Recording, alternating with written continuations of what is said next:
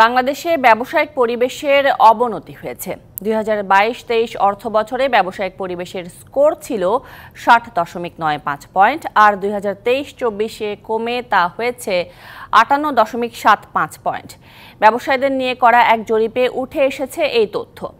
এমন অবনতি হতাশাজনক জানিয়ে বিনিয়োগ উন্নয়ন কর্তৃপক্ষের চেয়ারম্যানকে কারণ বিশ্লেষণ করার নির্দেশ দিয়েছেন প্রধানমন্ত্রী বেসরকারি শিল্প ও বিনিয়োগ উপদেষ্টা সালমান এফ রহমান। বাংলাদেশে ব্যবসা পরিবেশ সহজ করতে বিশাল বিশাল অবকাঠামো, সরকারি দপ্তরের কাজের অটোমেশন, নতুন নতুন নীতিমালা গ্রহণ, আইনের সংস্কার, এসবের অনেক কিছুই হচ্ছে। তাতে দেশে ব্যবসা ও বিনিয়োগ পরিবেশের কতটা উন্নতি হলো?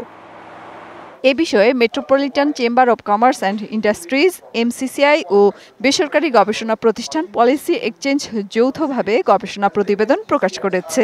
জরিপ চালানো হয় দেশের ছোট বড় মাঝারি আকারের দেশি বিদেশি ব্যবসা ও শিল্প উদ্যোক্তাদের উপর, যেখানে দেশের ব্যবসার পরিবেশ জানতে 10টি সূচকের উপর মতামত চাওয়া হয়, যার উপর ভিত্তি করে স্কোর নির্ধারণ করে প্রতিবেদন প্রস্তুত করা হয়।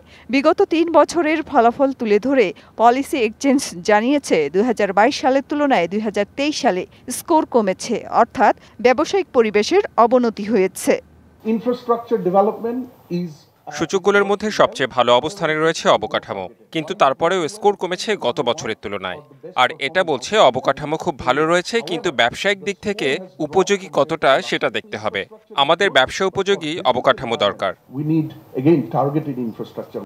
এমন অবনতি বাংলাদেশের জন্য হতাশাজনক উল্লেখ করে প্রধানমন্ত্রীর বেসরকারি শিল্প ও বিনিয়োগ উপদেষ্টা সালমান এফ রহমান জানান, কেন এমন হলো তার বিশ্লেষণ হওয়া দরকার।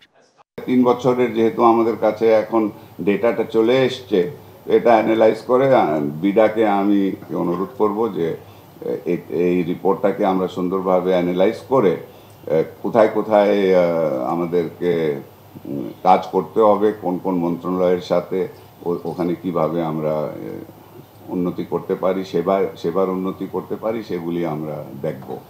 তবে বাংলাদেশের বিনিয়োগ পরিবেশের অগ্রগতি হচ্ছিল, কিন্তু ইউক্রেন রাশিয়া যুদ্ধের কারণে তা নেতিবাচক প্রভাব ফেলেছে।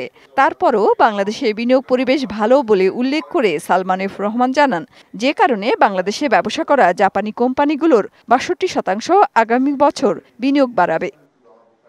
মেহের মনি, ডিবিসি নিউজ, ঢাকা।